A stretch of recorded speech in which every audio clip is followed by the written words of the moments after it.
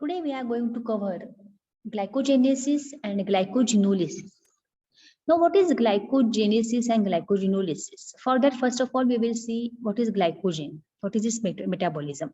As we all know, glycogen is a storage form of glucose in animals, and as starch is a storage form in the plants. Mainly, glycogen is stored in the liver, and some of the glycogen is also stored in the muscle. So, what is the function of glycogen? Glycogen is mainly required to maintain the blood glucose levels in our body.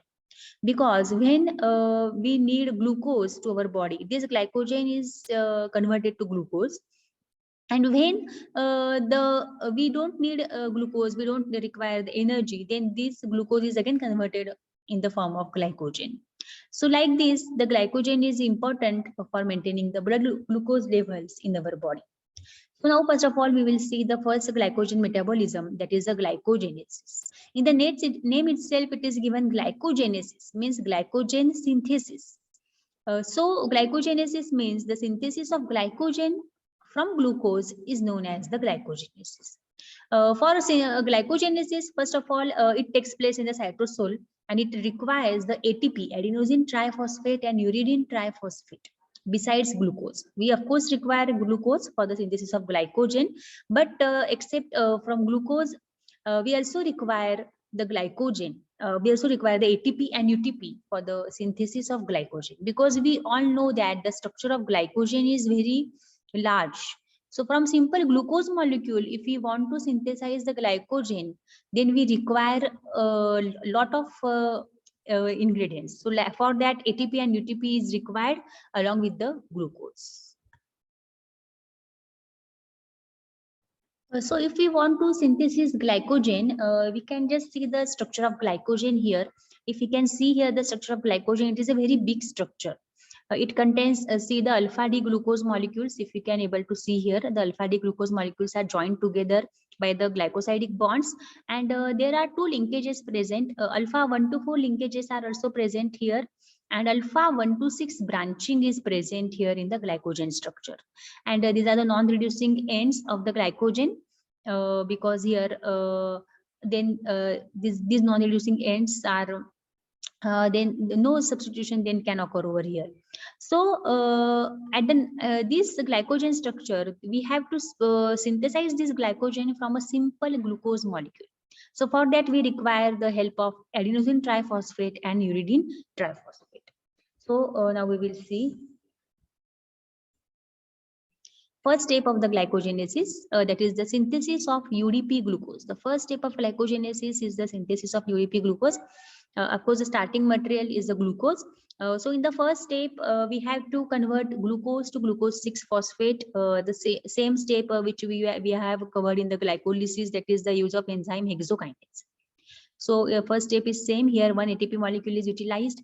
Then in the second step, as we can see here, the first step is the glucose to glucose 6-phosphate by the use of enzyme glucokinase or hexokinase. ATP is utilized over here, one ATP. Then after glucose 6-phosphate, we will get the formation of glucose 1-phosphate. This is the second step. Here phosphoglucomutase enzyme is used. After glucose 1-phosphate, then here UTP comes into the picture. Uridine triphosphate is added over here. And this uridine triphosphate here, this one glucose molecule is attached to the structure, uridine diphosphate. Triphosphate is converted to the diphosphate. And then enzyme used here is the UDP glucose phosphorylase. Pyrophosphorylase enzyme. Here the pyrophosphate molecule is removed. UDP uridine diphosphate to this uridine diphosphate, then the glucose molecule is attached over here. So this is the first step, formation of UDP glucose. So we can just read the explanation of this step. See, synthesis of UDP glucose. Here the first glucose is converted to the glucose 6-phosphate by the use of enzyme glucokinase. Then phosphoglucomutase enzyme we have used in the second step. By using this enzyme, glucose 6-phosphate is converted to glucose 1-phosphate.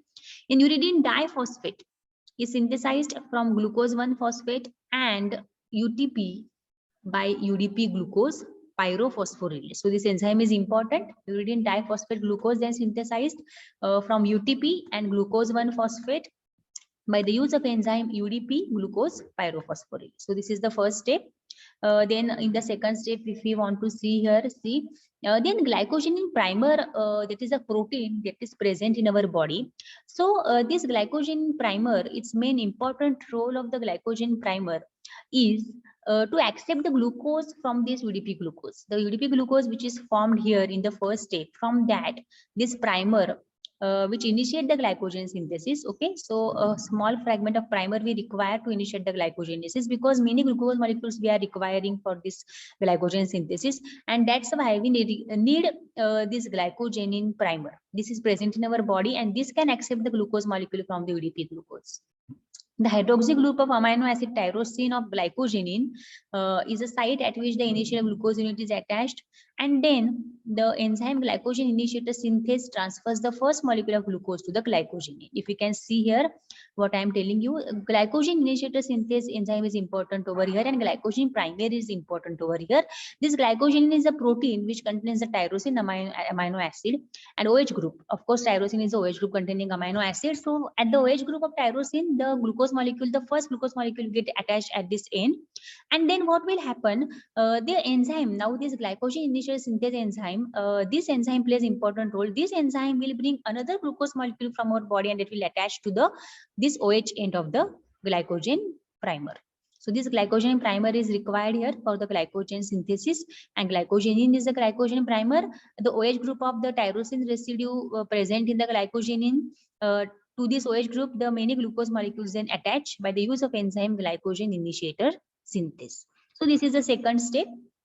Then the glycogen itself takes the few glucose residues from the fragment of the primer and serve as accepted for the rest of the glucose molecule. Then glycogen itself accept the glucose molecules from the other compounds. Then after that, the second enzyme important over here, the first important enzyme is the glycogen synthase. The second important enzyme important over here is the glucosyl alpha 4 to 6 transferase. See, the alpha 1 to 4 branching are added here by the use of enzyme glycogen synthase. One glucose molecule are added over here, and the important role of glycogen synthase is to add the alpha 1 to 4 linkages. As I told you, in the structure of glycogen, the alpha 1 to 4 linkages are there. So if one glucose molecule we have attached, to attach the second glucose molecule, the enzyme glycogen initiator synthase is play important role, and this enzyme will add the alpha 1 to 4 linkages in the glycogen structure. So after adding alpha 1 to 4 linkages, we also know that the alpha 1 to 6 linkages are also present in the glycogen molecule. Okay, see, these are the alpha 1 to 4 linkages. So these alpha 1 to 4 linkages are added by the second important enzyme, that is glucosyl alpha 4 to 6 transferase. This enzyme is important over here. This enzyme will add the alpha 1 to 4 1 to 6 branching. It will create the alpha 1 to 6 branching over here in the glycogen structure. If we can able to see here, see the formation of branches in the glycogen is the next step. The third step was the glycogen synthase enzyme. I have told you that the this glycogen synthase will add the alpha 1 to 4 branch glycosidic linkages. Then for branching, alpha 1 to 6 branching are added by the enzyme that is known as also the branching enzyme, that is glucosyl alpha 4 to 6 transferase, or it is also known as the amylo alpha 1 to 4 1 to 6 transglucosidase. So this enzyme then plays important role. This is also called as a branching enzyme, and this enzyme then will add the alpha 1 to 6 branching in the glycogen structure. So then we will get formation of this alpha 1 to 6 branching in the glycogen structure. Then to this also the glucose molecules will attach, and we will get finally the formation of the whole glycogen molecule. Okay, so then after again the glycogen synthase will add, again this will add the glucose residues, alpha 1 to 4 linkages it will form. Again the glucosyl alpha 4 to 6 transferase enzyme will act, it will again add branching, and like this the glycogen molecule will form at the end by the use of these two important enzymes, that is glycogen synthase and the glucosyl alpha 4 to 6 transferase. So glycogenesis means the synthesis of glycogen from glucose. And for this, we require the two important enzymes, that is glycogen synthase and glucosyl alpha 4 to 6 transferase. And also we require the ATP and the UTP molecules. This is known as the glycogenesis. So now if we see the glycogenolysis, the second glycogen mechanism, if you want to see, it is opposite of the glycogenesis. Glycogenesis means what? The synthesis of glycogen from glucose. Now glycogenolysis, in the name itself, they have given here that glycogenolysis means glycogen breakdown. Okay, lysis, breakdown. So degradation of stored glycogen in liver and muscle to form glucose is known as the glycogenolysis. So it is opposite of the glycogenesis.